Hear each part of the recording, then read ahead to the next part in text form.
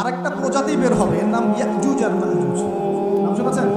এই যে এই সূরার মধ্যেই আছে, এই সূরা কাহাফের কথা বললাম না, সূরা কাহাফের পিছনের দিকে আছে ইন্না ইয়াজুজ ওয়া মাজুজ মুফসিদুনা ফিল আরদ। যুলকারনাইন বাদশার কথা পড়বেন, তিনি এই যে দেয়াল নির্মাণ করে দিয়েছিলেন লোহা এবং তামা দিয়ে, মনে আছে পড়েছেন? আচ্ছা, এই ইয়াজুজ আর মাজুজ যখন বের হবে পৃথিবীর পানি খেয়ে শেষ করে ফেলবে। এরা এত বেশি হিংস্র হবে যে এদের সাথে লড়াই করার মতো ক্ষমতা কোনো মানুষের থাকবে। এমনকি ঈসা আলাইহিস সালামেরও নয়।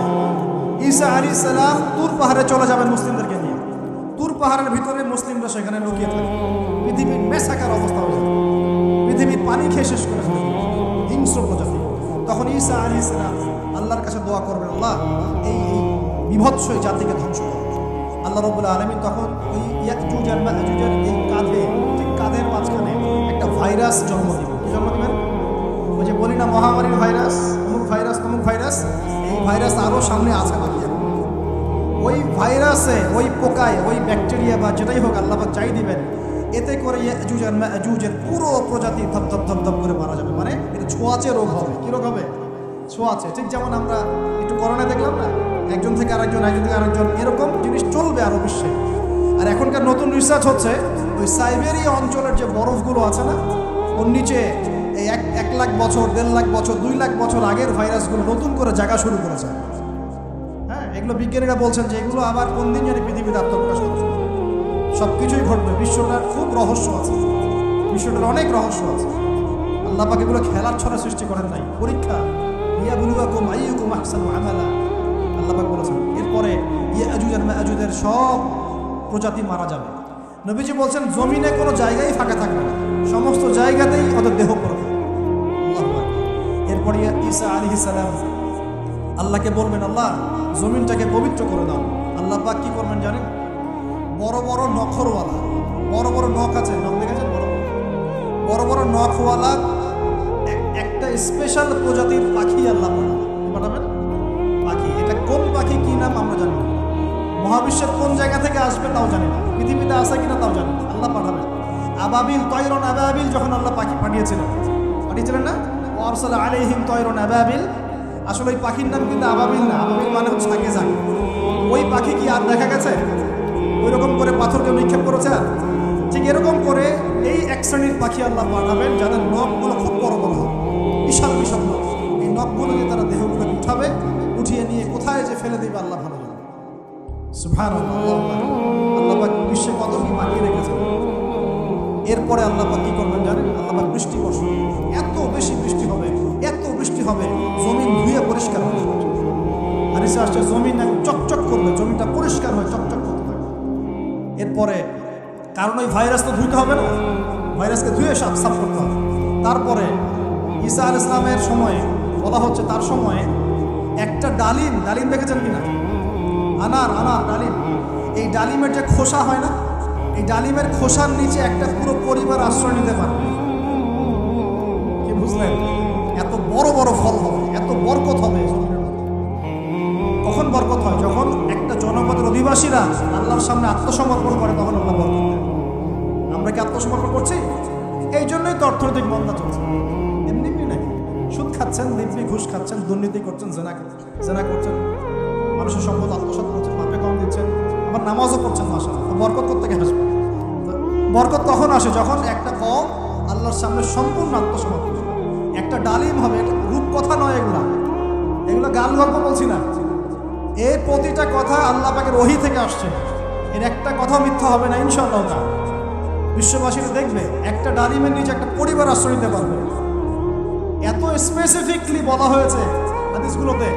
নবী সাল্লাল্লাহু আলাইহি ওয়াসাল্লাম বলেছেন যে 10 জন ঘোড়সওয়ার, কয়জন ঘোড়সওয়ার? 10 জন ঘোড়সওয়ার বের হবে ইমাম মাহদীর সময়, যারা খোঁজ নিতে যাবে যে দেখি দাজ্জাল বের হয়েছে কিনা। ঘোড়ায় করে খোঁজ নিতে যাবে, দেখি দাজ্জাল বের হয়েছে কিনা।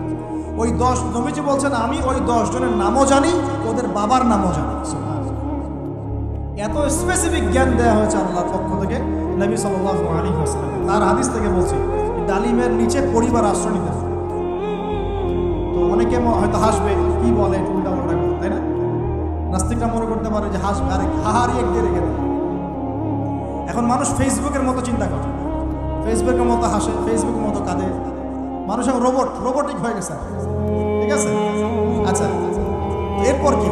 এরপরে বরকতের এই সময়টা শেষ হয়ে যাবে কখন? যখন মানুষ আবার সেই সেনা পাপ শিরক কুফরে লিপ্ত হবে। আল্লাহ রাসূল বলছেন এমন একটা মানুষও বাকি থাকবে না, একটা মানুষও না যে খালি লা ইলাহা ইল্লাল্লাহ কালিমাটা পড়তে জানে, এমন একটা মানুষও বাকি থাকবে না।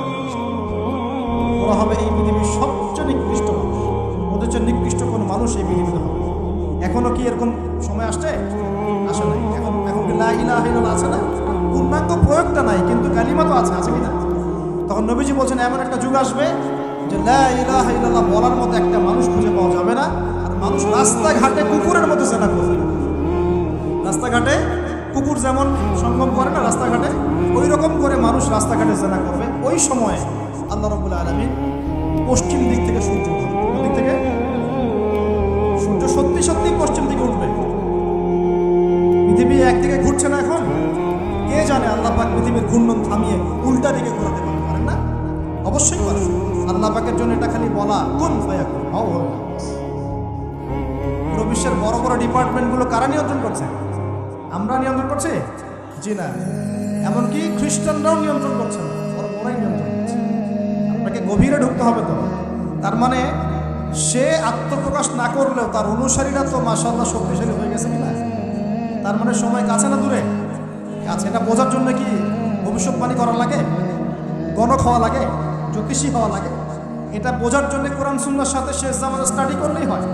Economics, world affairs, history study করলেই বুঝতে পারেন, হৃদয়ের চোখ খুলে যাবে ইনশাআল্লাহ। আল্লাহ পাক বোঝার তৌফিক দান করুন। এখন সে বের হয়ে বিশ্বটাকে শাসন করবে ঠিক, কিন্তু তার সাথে লড়াই করার ক্ষমতা ওই সময় মুসলিমদের থাকবে না। তখন আল্লাহ পাক পাঠাবেন ওই যে সত্যিকারের মাসিহ ঈসা আলাইহিস সালাম, তাকে পাঠাবেন। তিনি নামবেন সিরিয়ায়। কোন দেশে? সিরিয়ার দামেস্কে তিনি নামবেন দুজন ফেরেশতার কাঁধে ভর দিয়ে। তখন তার চুলগুলো দিয়ে টপটপ করে মুক্তার মতো পানি ঝরতে থাকবে, এমনটা হাদিসে বলা হয়েছে। সুবহানাল্লাহ, সুবহানাল্লাহ। এত স্পেসিফিকলি হাদিসে বলা হয়েছে এটা হবে, এইটা হবে, ওইটা হবে, একদম স্পেসিফিক। তারপরে ঈসা আলাইহিস সালাম তিনি যখন ওই মুসলিমদেরকে পেয়ে যাবেন, তাকে ইমামতি করতে বলা হবে। ঈসা আলাইহিস সালাম বলবেন না, আমি ইমামতি করতে পারবো। ইমামতি এই উম্মতের জন্যই করা হয়েছে, বলেন সুবহানাল্লাহ। আমাদের ইমাম ইমামতি করবেন, তিনি পিছনে মুক্তাদি হবেন। একজন নবী মুক্তাদি হবেন আর ইমাম ইমামতি করবেন, চিন্তা করতে পারেন? এরপর নামাজ শেষ হওয়ার পরে বলবেন তিনি দরজা খুলে দাও, দরজা খুলে দাও। এটার ব্যাখ্যা আমার কাছে মনে হয় হয়তোবা তখন অবরোধ থাকবে, অবরোধটাকে তিনি ভেঙে দিতে বলবেন হয়তোবা, আল্লাহ ভালো জানেন। দরজা খুলে দাও এর ব্যাখ্যা কি হতে পারে? কিসের দরজা খুলে দাও? কিসের বাঁধন খুলে দাও? নিশ্চয় একটা বাঁধনে মুসলিমদেরকে বেঁধে ফেলা হবে। তিনি ওটার বিরুদ্ধে মুসলিমদেরকে ঝাঁপিয়ে পড়তে বলবেন। তখন দাজ্জালের সাথে তার দেখা হবে। কোন দাজ্জাল? সত্যিকারের দাজ্জালের সাথে ঈসা আলাইহিস সালামের দেখা হবে। এবং ঈসা আলাইহিস সালামকে দেখা মাত্রই দাজ্জাল গলতে শুরু করবে। কি করবে? গলতে শুরু। লবণ যেমন গলে যায় না তাপ দিলে, এমন করে গলতে শুরু করবে। এবং ঈসা আলাইহিস সালামের নিঃশ্বাসে আল্লাহ পাক একটা অন্যরকম ক্ষমতা দিবেন। ঈসা আলাইহিস সালামের নিঃশ্বাস যতদূর পর্যন্ত যাবে দাজ্জাল পালাতে থাকবে। তার নিঃশ্বাস গিয়ে দাজ্জালের গায়ে লাগা পরে দাজ্জাল ওখানেই মারা যাবে। আল্লাহ পাক শুধু তাকে নয়, তার সমস্ত অনুসারীদেরকে আল্লাহ পাক সেখানে মেরে ফেলবেন মুসলিমদের হাতে। কার হাতে? মুসলিমদের হাতে। এটার জায়গাটা মেনশন করা আছে, বাবেলুদ নামক জায়গা। কোন জায়গা? বাবেলুদ। যান গুগল সার্চ করে দেখেন বাবেলুদ কোন জায়গায় আছে। আমি বলে দিব না, দেখেন কোন জায়গায় আছে, কারা ওটা নিয়ন্ত্রণ করছে দেখেন। ওইখানে দাজ্জাল মারা যাবে। মানে সত্যিকারের মাসিহের হাতে মিথ্যা মাসিহ মারা যাবে, ঠিক আছে? এবং তার অনুসারীদের পতন হবে। এরপরে ঈসা আলাইহিস সালাম এই ক্ষমতাটা দখল করবেন এবং সারা বিশ্বে তিনি শান্তি শৃঙ্খলা কায়েম করবেন। একজন ন্যায়পরায়ণ শাসক হবেন ইনশাআল্লাহ। এবং তিনি নতুন কোনো শরীয়ত নিয়ে আসবেন না, উম্মতে মুহাম্মাদের শরীয়ত কায়েম থাকবে ইনশাআল্লাহ। এরপরে 40 বছর তিনি রাজত্ব করবেন। কত বছর? 40 বছর। এবং তার বিবাহ শাদীও হবে এবং তার ইন্তেকালও হবে। তাকে দাফন করা হবে নবী মুহাম্মদ সাল্লাল্লাহু আলাইহি ওয়াসাল্লামের ঠিক পাশেই। আল্লাহু আকবার। ঠিক তার পাশেই দাফন করা হবে। এরপরে মানুষ আবারও খারাপ হওয়া শুরু করবে। কেমন খারাপ হবে? ও আচ্ছা, মাঝখানে একটা কথা বলতে ভুলে গেছি। ব্যাস, আমি কয়েকদিন আগে রিপোর্ট দেখেছি, পৃথিবীর নিচে কিন্তু আগুনের স্তর আছে। আচ্ছা, জানেন তো পৃথিবীর নিচে আগ্নেয়গিরিগুলো আছে। পৃথিবীর ভিতরেও একটা ঘূর্ণন হয়। সেই ঘূর্ণনের দিক পরিবর্তন হচ্ছে দিন দিন, এমনটা রিপোর্ট এসেছে। দেখেন, আপনি ইন্টারনেট ঘাটাঘাটি করেন, আর অনেকে রিপোর্ট করছে যে পৃথিবী আগে যে গতিতে ঘুরতো এখন পৃথিবীর ঘূর্ণন গতি একটু বেড়ে গেছে। দেখেন রিপোর্টে, ঘূর্ণন গতি বেড়ে যাওয়ার মানে হচ্ছে টাইম দ্রুত পাস করবে। আর শেষ জামানার হাদিস এটাও আছে, সময় দ্রুত পাস করবে, আছে না? এটা হাদিস আছে। প্রিয় ভাইরা, এই সময় মানুষ খারাপ হওয়া শুরু করার পরে এমন খারাপ হবে, আল্লাহর নাম নেওয়ার মতো কোনো মানুষ থাকবে না, আল্লাহ আল্লাহ বলার মতো কোনো মানুষ থাকবে না। তখন পশ্চিম দিক থেকে সূর্য উঠবে। কীভাবে কিয়ামত হবে? নবীজি বলছেন, একজন ব্যক্তি পানি খাওয়ার জন্যে পাত্রটাকে মুখের সামনে নিবে, পানি গিলতে পারবে না, কিয়ামত হয়ে যাবে। ইযা ওয়াকাআতিল ওয়াকিআ লাইসা লিওয়াকাআতিহা কাযিবা আল কারিআতু মাল কারিআ ওয়া মা আদরাকা মাল কারিআ, আছে না? আম্মা ইয়াতাসাআলুন আনিন নাবাইল আযীম। কত সূরা আছে কিয়ামত সংক্রান্ত, পড়ে দেখেন। ইযা যুলজিলাতিল আরদু জিলজালাহা ওয়া আখরাজাতিল আরদু আসফালাহা ইযা আশ-শামসু কুবিরাত ওয়া ইযা আন-নুজুমু কাদারাত। এই সূরাগুলো পড়ে দেখেন। আম্মা পাড়ার শেষ পাড়াটা, যেটা 30তম পাড়া, এর সূরাগুলো পড়ে দেখেন। কিয়ামত চোখে দেখতে পারবেন ইনশাআল্লাহ। সিংহায় ফুঁক দেওয়া হবে। আল্লাহ পাকের ফেরেশতার এত ক্ষমতা আল্লাহ দিয়েছেন, একটা ফুয়ে পুরো মহাবিশ্ব ধ্বংস হয়ে যাবে। চারটাখানি কথা না? দ্বিতীয় ফুৎকারে আবার সবাইকে জীবিত করা হবে। এবং এই যে দুনিয়ার জীবনটা আমরা কাটাচ্ছি, এই 30, 40, 50, 60, 100 বছরের জীবন, এই জীবনের এক একটা হিসেব আল্লাহর সামনে দাঁড়িয়ে সেদিন দেওয়া লাগবে। অতএব এই দুনিয়ার জীবনটাতে প্রস্তুতি গ্রহণ করি, 5 ওয়াক্ত নামাজ পড়ি, যাকাত দেই, কালিমা বোঝার চেষ্টা করি, আল্লাহ তাওহীদ শিখি, জানি, বুঝি, নবীর সুন্নাত অনুযায়ী আমল করি, হালাল খাই, পরিবার করি, মানুষকে সৎ কাজে দাওয়াত দেই, অসৎ কাজে নিষেধ করি, ইসলামকে আল্লাহর জমিনে প্রতিষ্ঠা করার চেষ্টা করি।